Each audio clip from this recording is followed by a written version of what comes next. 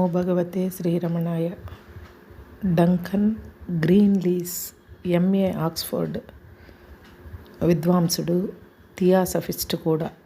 భారతదేశానికి 1930 ప్రాంతాల ఉపాధ్యాయునిగా వచ్చారు.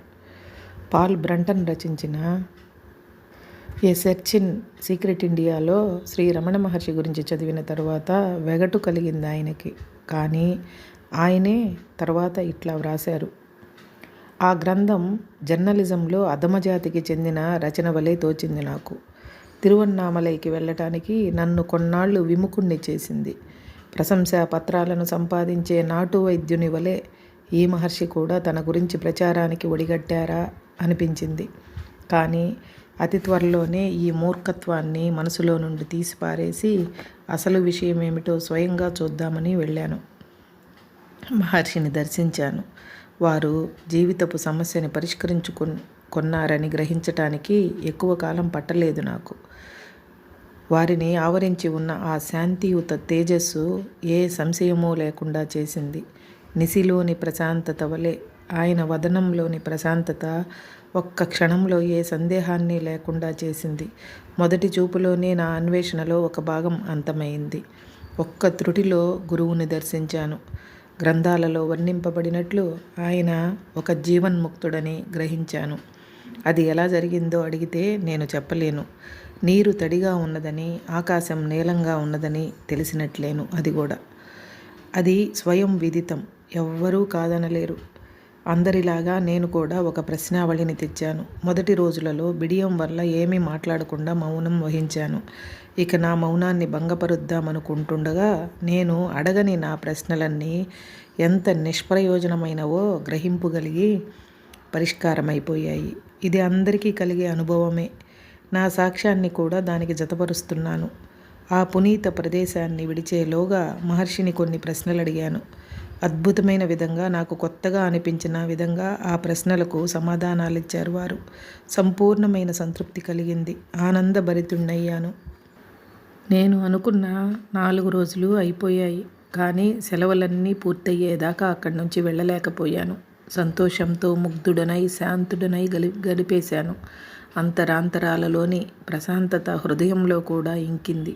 ఎగసే కెరటాలను శాంతం, నిశ్చలంగా ఉండు అనే మాటతో అణచివేయగల గురుమూర్తిని కలుసుకున్నాను.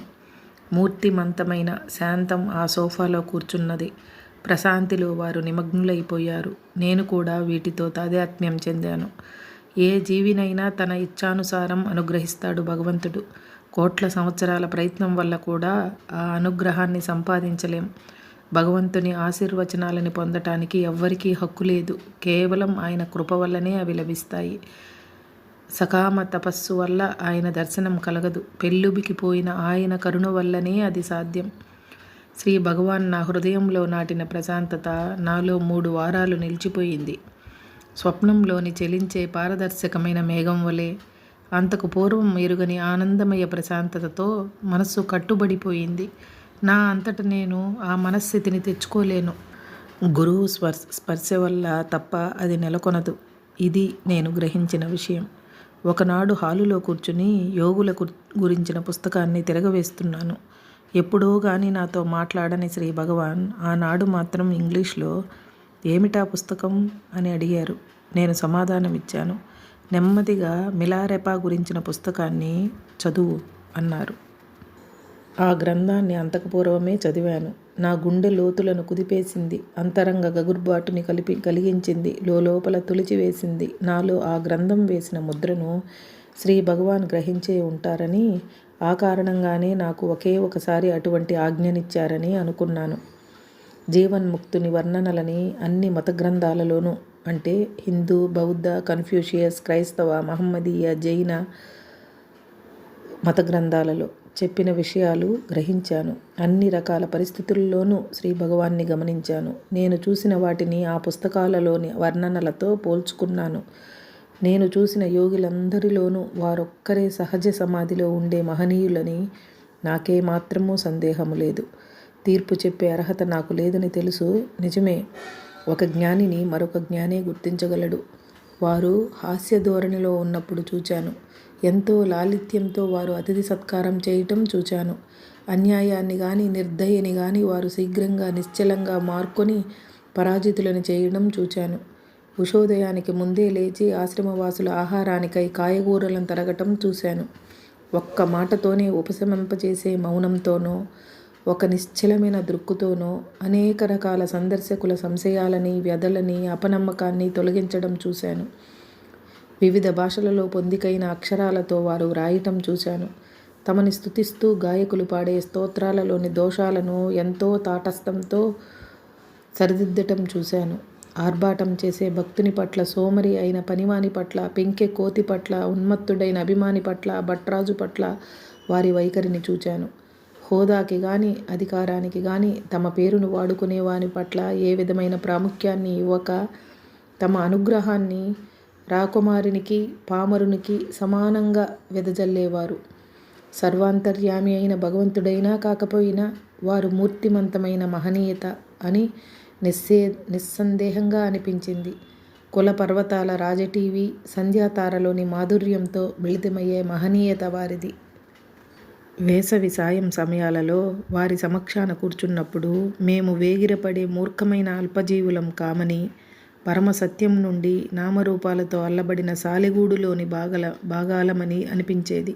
నా పృథక్ భావాన్ని శూన్యంలోకి కేవలం తమ ఉనికి వల్ల పడవేసిన వేరొకరిని నేనెరుగను. ఒక సామాన్యుని పట్టుకొని సర్వవ్యాప్తమై కాలాతీతమైన ఆనందపు టగాదాలలో పడవేసేటంతటి అనుగ్రహాన్ని ప్రసరించే వేరెవ్వరిని నేను చూడలేదు.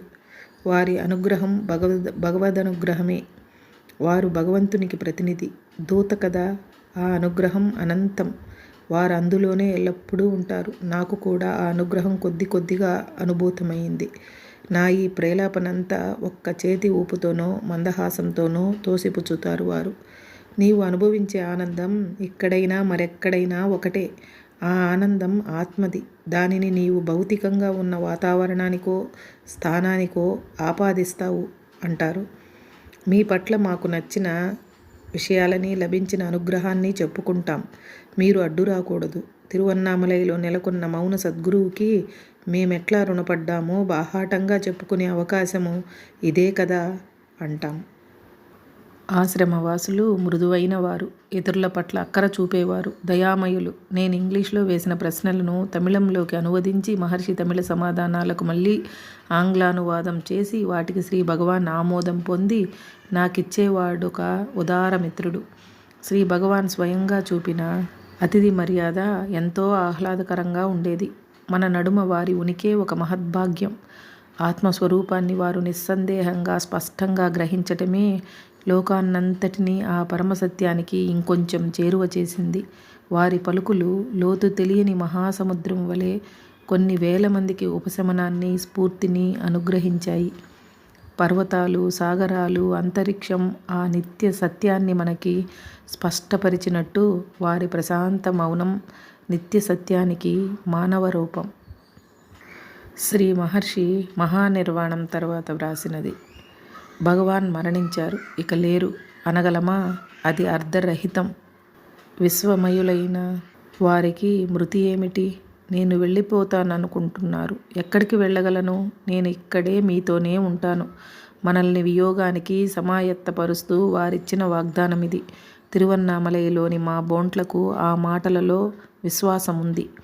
ఎప్పటికప్పుడు అనుభవం అవుతూ ఉంటుంది. వారు తమ మాటని నిలబెట్టుకున్నారని ద్రోపడుతూ ఉంటుంది. ఇప్పటికీ పూర్వం వలనే ఆశ్రమంలో వారి పొందును అనుభవించవచ్చు. అంతరంగంలోని వెలుగును స్పష్టంగా చూడటానికై తన భౌతిక దృష్టిని పోగొట్టుకున్న సూర్దాసు వలె శ్రీ భగవాన్ కూడా మన బాహ్య దృష్టిని కొంత మందగింపచేశారు. అంతర్దృక్కు నిత్య జ్యోతితో నిండిపోవాలన్న ఉద్దేశంతో తమ భౌతిక రూప సౌందర్యాన్ని కప్పివేశారు. ఆ విధంగా మన దృష్టి బాహ్యం నుండి మన హృదయాలలోకి వారి ఉనికి మీదే నిలబడుతుందని వారి తేజస్సు భగవంతుని తేజస్సు వలె స్పష్టంగా నిత్యంగా వెలిగిపోతూనే ఉంటుంది. రచయిత కవితలోని భావాలు ఇలా ఉన్నాయి. శ్రీ అరుణాచల రమణ. వారి పాదాల కుసుమాల చెంత జనం పోగవుతూనే ఉంటారు. మత్తెక్కిన జీవులు మూలానికి త్వరపడుతూ వెళ్తారు. అక్కడ అంతరంగంలోని మాధుర్యం గ్రోలుదామని, మైమరిచిపోదామని, సర్వాతీతమైన ఆనందం అనుభవిద్దామనీను. మధుకరాన్ని సుగంధం వెదజల్లే కుసుమం ఆహ్వానిస్తుందా? సుగంధం గాలిలో తేలిపోదా? శివయోగి మహాప్రభో, ఈ మౌన మహనీయునిలో అవతరించావు. వీరి వీక్షణం మోహాంధకారాన్ని కృశింపచేయగలదు. చుట్టూ మూగే అవిద్యా మేఘాలను కూడా కృశింపచేస్తుంది. అన్నింటినీ గమనించే ఆనంద నిలయమా పరమాత్మ, నీకు మా వాంఛా పుష్పాలను అర్పించుకుంటుంటాం. ప్రతి కార్తీక మాసంలోనూ పవిత్రమైన ఈ కొండపై ప్రజ్వలిల్లే జ్యోతిని మా హృదయాలలో కూడా వెలిగించు. అరుణాచల, అహంకారమనే స్వప్నంలోని సర్వాంతర్యామి అయిన ఆత్మను కనబరుచు. మా భయాలను పారద్రోలు. ఆతురత చెందే మా హృదయాలలో గురు కటాక్షమనే సుగంధభరితమైన తుషార బిందువులను నెమ్మదిగా జాల్వార్చు. ఆ మహనీయ స్పర్శ వల్ల మా బంధాలన్నీ తెగిపోయే వరకు జాల్వార్చు.